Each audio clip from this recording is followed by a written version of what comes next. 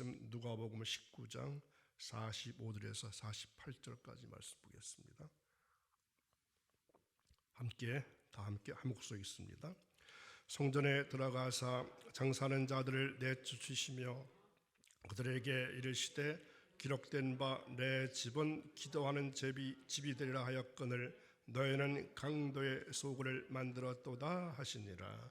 예수께서 날마다 성전에서 가르치시니 대제사장들과 서기관들과 백성의 지도자들이 그를 죽이려고 꾀하되 백성이 다 그에게 귀를 기울여 들으므로 어찌할 방도를 찾지 못하였더라. 아멘.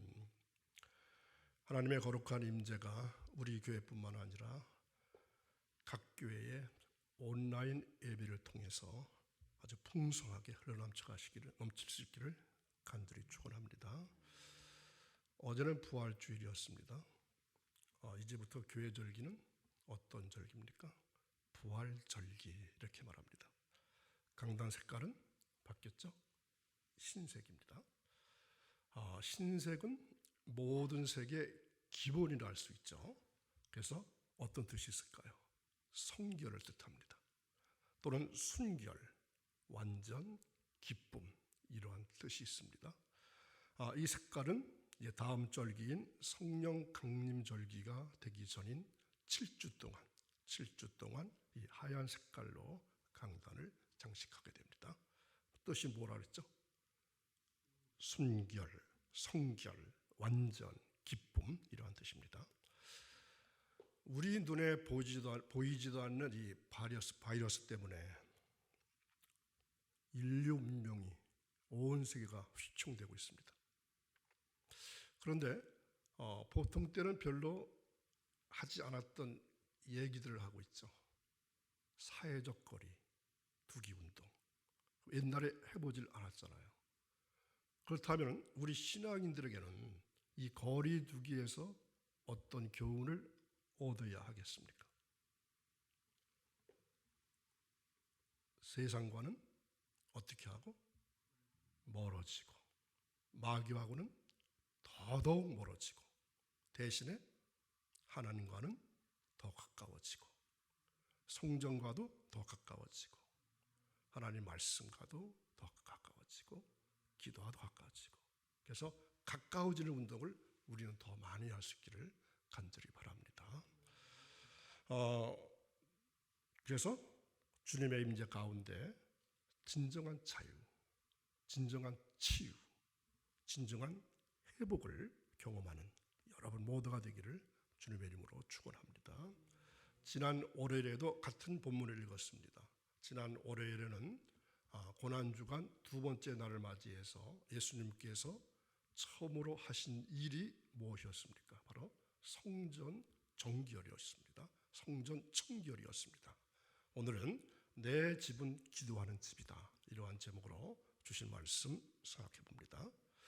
이 성전 안에서 이 장사하는 사람들이 이 지나치게 성전을 더럽혀 왔습니다. 그리고 이 돈 바꾸는 사람들로 인해서 성전이 아주 더럽혀져 있어서 예수님께서 정화하시게 되었습니다. 그러나 이 일이 쉬운 일은 절대로 아닙니다. 왜냐하면 역사적으로 볼 때 줄 잡아서 700년 동안이나 해왔던 일들이기 때문에 하루아침에 바뀐다는 것은 그렇게 쉬운 일이 아니었습니다. 이 성전에 들어갈 때 지금도 그렇지만 헌금을 가지고 들어가야 합니다. 뿐만 아니라 재물도 가지고 가야 합니다. 무엇이 틀리죠? 어떻게 틀립니까? 자, 만약 아무것도 가지고 오지 않으면 들어갈 수가 없습니다.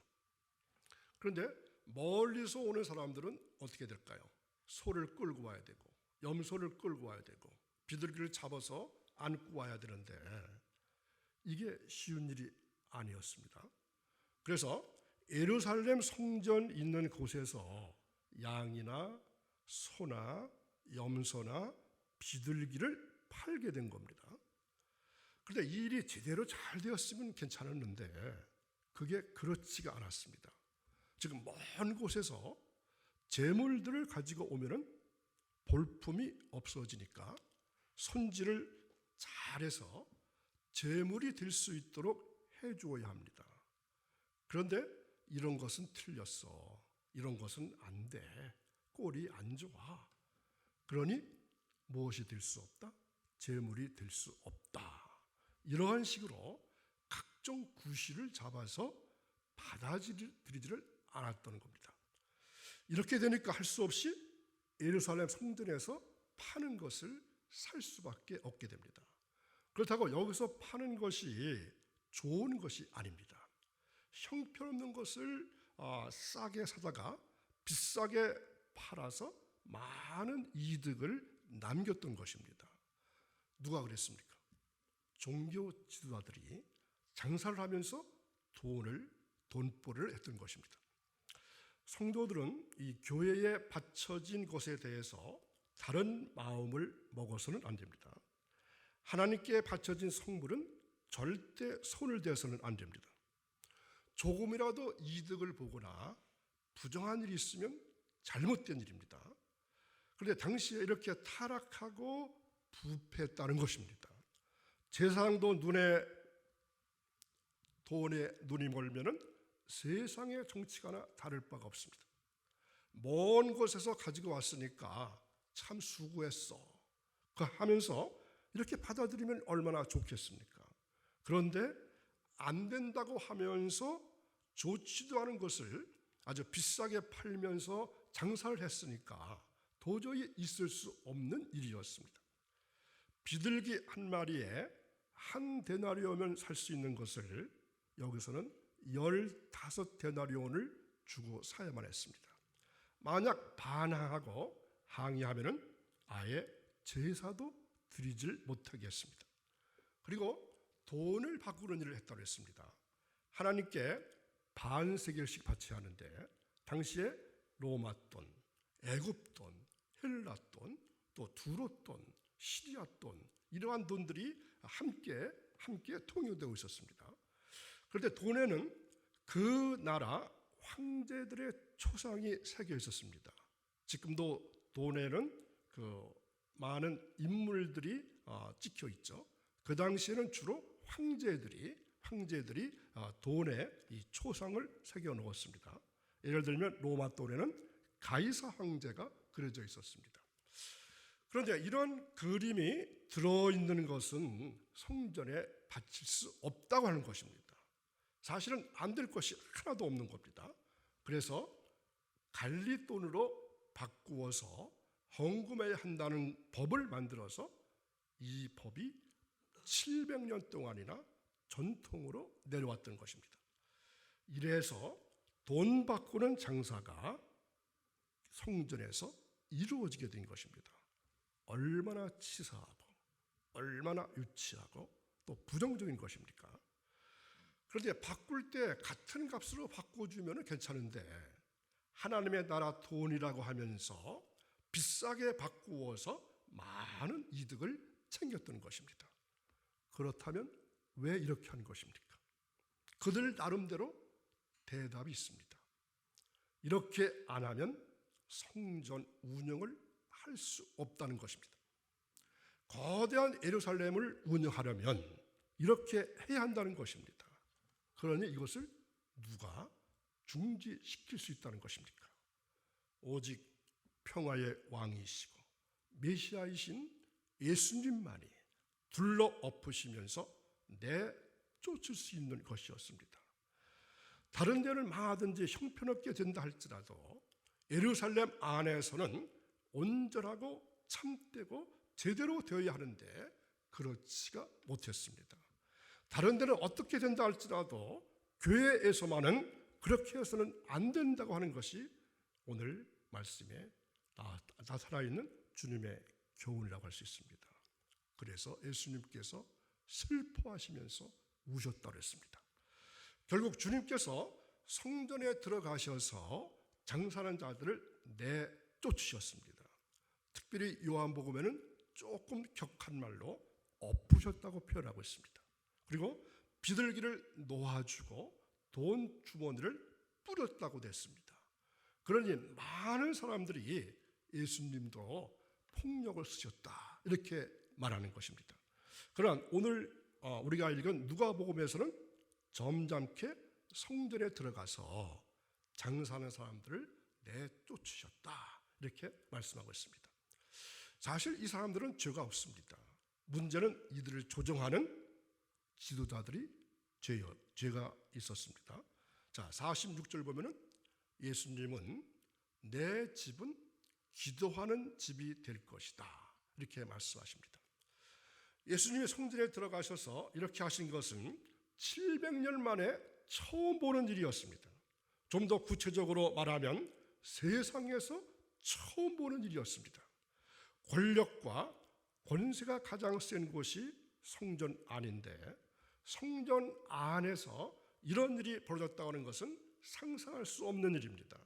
모든 나라의 황제들이 대제사장의 인정을 받지 않으면 황제를 하지 못하던 시절입니다.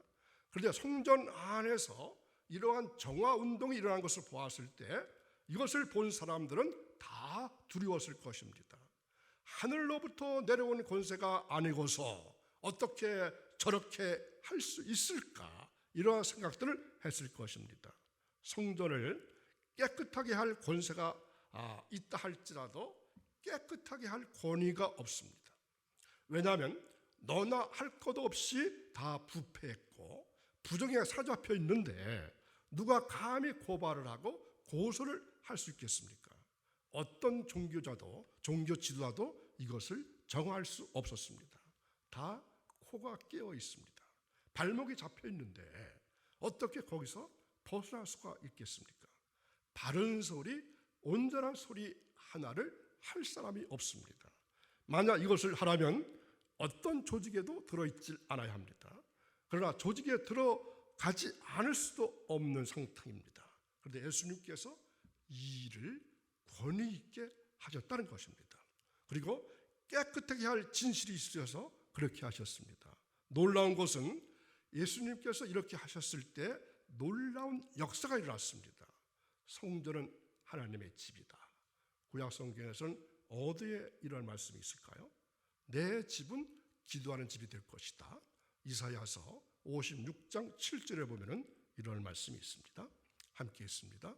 내가 곧 그들을 나의 성산으로 인도하여 기도하는 내 집에서 그들을 기쁘게 할 것이며 그들의 번제와 희생을 나의 제단에서 기꺼이 받게 되리니 이는 내 집은 만민이 기도하는 집이라 일컬음이 될 것임이라.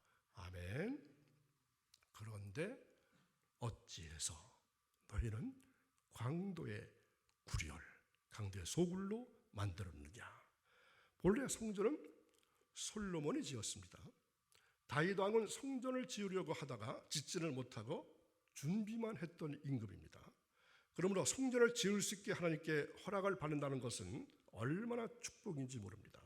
그래서 성전을 지을 수 있는 복을 놓친다면 참으로 안타까운 일입니다. 다윗이 다른 복은 다 받았는데 성전 짓는 복은 못 받았습니다. 하나님께서 다윗에게 성전 짓는 일은 안 된다고 하셨을 때 안 되긴 뭐가 안 되냐고 하면서 이미 준비를 다 했으니까 짓겠다고 한다면 그냥 지을 수도 있는 다윗이었습니다. 더구나 왕이 한다는데 뭐 못할 게 뭐가 있겠습니까? 그러나 하나님의 명령에 순종해서 성전을 지으려고 준비는 다 했지만 아들 솔로몬에게 성전 지을 복을 넘겨주었습니다. 아마 우시야 왕 같은 사람이었으면 그냥 짓고 말았을 것입니다. 하나님은 다윗에게는 너는 피를 많이 흘렸기 때문에 피 흘린 손 가지고는 성전을 지을 수 없다고 하시며 허락을 하지 않으셨습니다. 다른 복은 다 받았기 때문에 이제 성전 짓는 복 하나만 받으면 완벽하다고 해도 과언이 아닌 것을 다윗은 인간적인 생각을 다 버리고 하나님 말씀에 순종했습니다. 참으로 귀한 신앙입니다. 솔로몬의 성전을 짓게 되었을 때 돌을 채석하게 됩니다. 돌을 깎아서 가져오게 되는데 채석장에는 망치 소리가 들리질 않았습니다. 성전에서는 다른 소리가 나면은 안 되기 때문입니다. 엄살피는 소리, 핑계대는 소리 같은 것이 나면 안 됩니다. 성전은 하나님의 이름을 둔 곳이기 때문입니다. 그리고 성전은 속지 않은 곳입니다. 하나님께 화치라는 곳이고 기도하는 곳입니다. 그리고 성전은 경건하기 이를 데 없는 것입니다. 그리고 성전은 곧 골방이라 할 수 있습니다. 성천애식을 행하는 곳입니다. 재림하실 주님을 고요히 기다리는 곳입니다. 그리고 쉬지 않고 끊임없이 기도하고 회개하고 감사하고 하나님의 뜻을 헤아리는 곳입니다.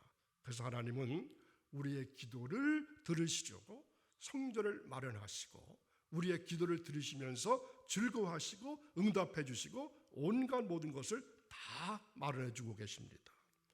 그렇다면 내 집은 기도하는 집이 될 것이라고 하셨으니까 기도가 무엇인지를 바로 알아야겠습니다. 기도는 신앙생활하는 사람들의 재물이다, 이렇게 말씀드리고 싶습니다. 이런 말씀 들어보셨어요? 기도는 재물이다. 여기서 말하는 재물이란 꼭 물질의 재물뿐만이 아니라 우리의 몸과 마음과 뜻과 정성이 다 재물입니다. 그러므로 이런 것들을 다 기울여서 재물로 만드는 것이 바로 기도를 할 수 있습니다. 그래서 우리가 기도한다는 것은 나의 마음에 재물을 바치는 것을 말합니다. 또한 나의 찬성과 나의 정성과 나의 인내와 나의 문제를 삼아 드리는 것이 기도입니다. 재물이란 본래 살아있는 것은 재물이 될 수가 없습니다. 살아있는 것은 하나님을 위해서 죽어야만 재물이 될 수가 있습니다. 완전히 죽어야만 재물이 될 수 있습니다. 조금이라도 살아있으면 재물이 될 수가 없습니다. 약 700년 동안 이 성전과 시장의 구별이 없었습니다. 그래서 하나님의 성전이 강도의 소굴이 되었다는 것입니다. 성전에는 완전히 죽은 재물이 들어가야 되는데 산송아지, 산양, 산염소, 산비둘기들이 들어왔습니다. 살아있는 재물들은 다 상품입니다. 이 상품들은 부패할 수밖에 없습니다. 재물은 각을 떠서 제단에 올려놓으면 불이 내려와 완전하게 타면서 하나님께 바쳐지는 것입니다. 그런데 성전 안에 재물을 넣고 살아있는 말만 있습니다. 언어, 살아있는 말만 있고 고집만 있고 심술들만 있으니까 이것은 심판밖에 받을 것이 없습니다. 기도는 재물이 되지 않으면 참된 기도가 아닙니다. 아직도 내 생각을 이루어 보려고 한다면 그것은 기도가 아닙니다. 진짜 기도는 나는 죽고 온전히 주를 위해서 바쳐져야 합니다. 아직도 하나님께 온전히 바쳐지지 않은 마음에서 나온 기도는 재물의 기도가 아닙니다. 자기 생각, 자기 꿈, 자기 설계나 계획을 이룩하려고 안간 힘을 쓰면서 자기 볼장을 다 보려고 하는 자들의 기도는 참된 기도라 할 수가 없습니다. 기도하는 사람은 자기의 모든 것을 다 주님 앞에서 죽여서 바쳐지는 제물이 되어야 합니다. 골방에 들어가서 하는 기도가 되어야 합니다. 골방에서 기도하는 사람은 자기 마음대로 살겠습니다, 이렇게 기도하지 못합니다. 오늘 우리가 하나님께 기도한다고 하면서 나를 죽여서 제물이 되지 않으면 나라고 하는 성전을 가축시장으로, 돈 바꾸는 금융시장으로 만들 수밖에 없습니다. 예수님의 겟세마네 기도가 바로 자기 자신을 하나님 앞에 온전히 바치며 제물로 만드는 기도였습니다. 내 뜻대로 마옵시고 하나님의 아버지 뜻대로 하옵소서. 적어도 하나님을 위해서는 못된다 할지라도 남편을 위해서 살아가는 것이 아내입니다. 또 아내를 위해서 살아가는 것이 남편입니다. 부모를 위해서 살아가는 것이 자식된 돌입니다. 나라의 녹을 먹고 산다면 나라를 위해서 살아가는 것이 공직자들입니다. 그런데 하나님의 성전을 위해서 교회 임원이 되고도 아직도 자기만을 위해서 산다면 진정으로 임원이라고 할 수 있겠습니까? 하나님은 위해서 자기를 죽이고 제물로 만들어서 바치지 못하는 것이 어떻게 임원의 삶이라고 할 수 있겠습니까? 제물이 안 되면 뭐라고 말씀하십니까? 다 강도입니다. 강도란 주인도 아니면서 주인 행세하는 것이 강도입니다. 주인은 예수 그리스도뿐입니다. 그런데 내가 주인 노릇을 하려고 하니까 그게 바로 강도입니다. 교회가 강도들이 모인 속으로 되어서는 안 됩니다. 이 세상에는 주인도 아니면서 주인 행세하는 강도들이 얼마나 많은지 모릅니다. 주님은 교회가 강도의 속을 되었기 때문에 우셨다는 것입니다. 결국은 예루살렘은 패망하고 말았습니다. 이 패망은 피할 수 없는 재앙이었습니다. 교회는 만민이 기도할 수 있는 집입니다. 누구나 교회에 들어오면 하나님을 위해서 죽고 하나님께 바쳐지는 사람이 되어야 합니다. 그러나 교회 안에 들어왔는데도 불구하고 아직도 기도하지 않는다면 그 사람이 곧 강도입니다. 그리고 교회에 와서 자기의 소원이나 목적을 이룩하겠다는 것도 강도입니다. 교회는 예배 처소인데 예배를 드린다는 것은 곧 자기를 제물로 드리는 것을 말하는 것이 예배인데, 그리고 바치는 일이 곧 예배입니다. 또한 성전은 구원의 피난처요 복음의 은신처입니다. 그리고 성결의 현장이기도 합니다. 하나님의 성전은 천국의 모형이기 때문에 기도하는 사람은 천국으로 사는 사람입니다. 그렇기 때문에 믿는 성도들은 기도하는 집을 절대로 멀리하거나 벗어나거나 등을 지고 살아서는 안 됩니다. 만약 이렇게 산다고 할 것 같으면 바로 강도로밖에 살 수가 없습니다. 즉 자기 마음대로 하면서 사는 것은 다 강도의 삶입니다. 주님의 명령에 순복하면서 자기를 제물로 만들어서 바쳐지는 것이 기도의 삶입니다. 어떤 청년이 주님께 와서 선한 선생님, 무엇을 하여야 영생을 얻을 수 있겠습니까? 이렇게 물었습니다. 이때 주님은 어떻게 말씀하셨습니까? 계명을 지키라. 즉 특별히 8째, 7째, 6째 계명을 지키라. 이 청년은 그런 것은 내가 다 지켰습니다. 그때 주님은 어떻게 말씀하셨죠? 내게 부족한 것이 하나 있다고 하면서 내게 있는 것을 다 팔아서 가난한 자들에게 나눠주고 나를 따르라, 이렇게 말씀하십니다.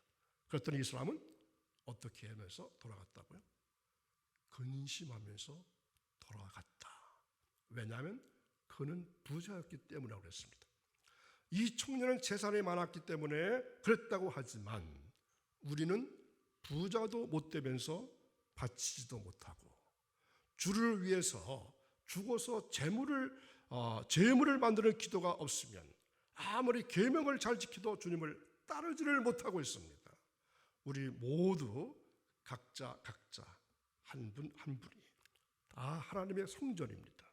온전한 기도를 하지 않으면 내 마음이 다 강도의 소굴이 되고 만다는 오늘 말씀의 교훈 특별히 기억할 수 있기 바랍니다. 내 집은 만민이 기도하는 집이라는 주님의 말씀을 바로 깨달아서 신령한 은혜가 넘치기를 주님의 이름으로 축원합니다. 기도하겠습니다. 할렐루야. 죽은 지 사흘 만에 무덤을 여시고 부활하신 예수님께 찬송과 영광을 올려드립니다. 부활의 첫 열매가 되신 예수님을 따라 우리도 부활할 것을 믿기에 감사를 드립니다. 뿐만 아니라 우리의 마음에도 참된 신앙이 회복되기를 원합니다.